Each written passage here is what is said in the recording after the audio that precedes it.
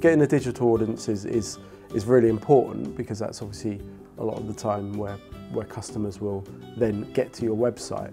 But you really need to also just make sure you work on your brand, make sure you work on your brand presence, making sure you are, again, in offline channels to really make sure that that seamless communication between offline and online exists. Because I think now every single customer who buys, especially a product like travel, will go on a website at some point.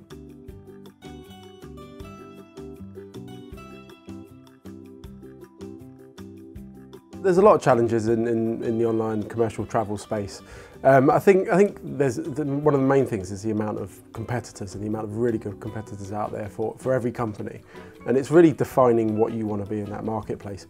I think it's really making sure your brand represents something, and that has to be online and offline for us at Flight Centre.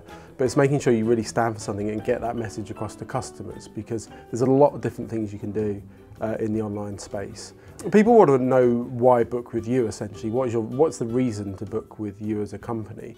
And that really goes online and offline, but particularly online. I think that's changed a little bit. I think people really thought it was going to be price driven, but I think a lot of companies are showing that it doesn't have to be that way online, that you can get a brand message across, reasons to book with a particular company, and us at Flight Centre, and really get a message about trust, about brand loyalty, and not necessarily just being the cheapest on the market. There's space for that as well. I think people thrive in that space in travel and online travel. A lot of companies thrive in that space, but I think there's a lot of different spaces for a lot of different types of companies. At Flight Centre, we've got an online business and we've got a big offline business, so we need a kind of holistic brand message to make sure those two line up.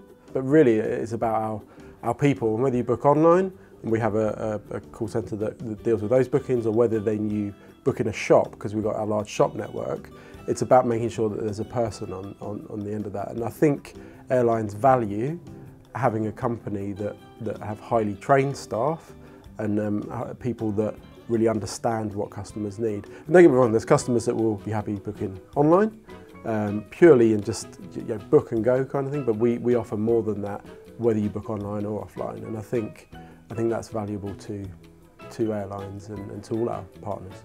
And I think for us, it's really making sure, working with airlines, selling again online or offline, that we really build up a good partnership. We've got very, very good partnerships with airlines, but you've got to keep maintaining those, and you've got to work with your suppliers and your partners to understand why they would want to work with you, what you offer them, in a very changing landscape for the way I think airlines and really everyone in the industry will sell flights.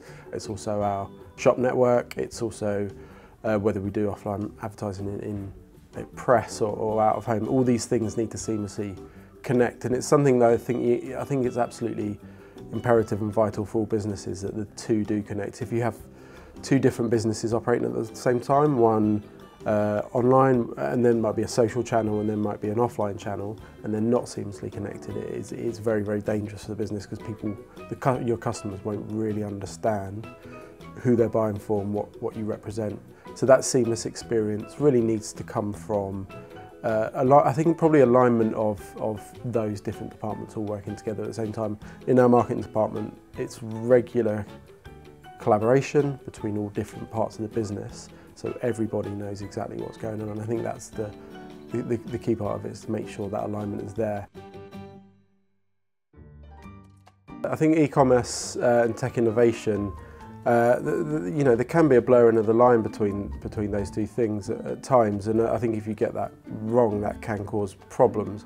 I think tech innovation for us is very dependent on making sure that the customers have a need and it fulfills your, I suppose, your commercial model, and make sure that any tech innovation is not done for the sake of it. Technically, that tech innovation does fulfil what the company and the brand you work in actually need for their customers.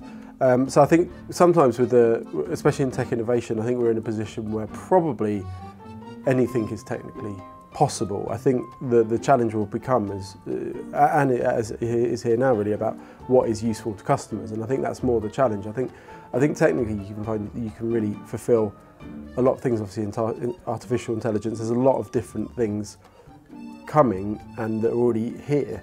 It's how that becomes useful to a customer that I think is the biggest challenge, because customers probably don't really know what they need until it's actually happens. I think technically at the moment anything is possible. It's about bringing it into your business and making sure customers need it, and your business can operationalise it, I think.